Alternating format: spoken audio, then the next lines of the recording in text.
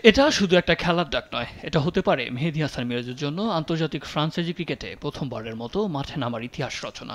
আর সেই দরজাটি খুলে দিয়েছে বাংলাদেশ ক্রিকেট বোর্ড। ৪ দিনের জন্য এনওসি দিয়েছে, তাতেই প্লে অফের ৩টি ম্যাচেই মিরাজকে পাচ্ছে লাহোর কালান্দার্স। সোমবার সকালে বিসিবির কাছে আবেদন করেন মিরাজ। ২২ থেকে ২৫ মে পর্যন্ত মিরাজকে লাহোর কালান্দার্সের হয়ে পিএসএল খেলার জন্য ছাড়পত্র দেওয়া হয়েছে। এলিমিনেটর ২২ মে, কোয়ালিফায়ার ২৩ এবং ফাইনাল ২৫ মে, ৩টি ম্যাচেই মিরাজকে পাবে লাহোর। সত্যি কথা বলতে অনেক এক্সাইটেড যে পিএসএল এর মতন এরকম একটা টুর্নামেন্ট খেলতে যাচ্ছি এবং যেখানে কোয়ার্টার ফাইনাল খেলা।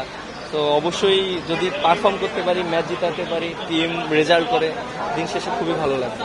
৭ বছরে আন্তর্জাতিক টি-টোয়েন্টিতে বাংলাদেশের হয়ে নিয়মিত খেলেছেন মিরাজ। এবার তার সামনে নতুন চ্যালেঞ্জ, পিএসএল এর মতো প্রতিযোগিতামূলক লিগে নিজেকে প্রমাণ করা। শ্রীকান্ত রাজা স্থলাভিষিক্ত হয়ে দলে জায়গা পেয়েছেন তিনি।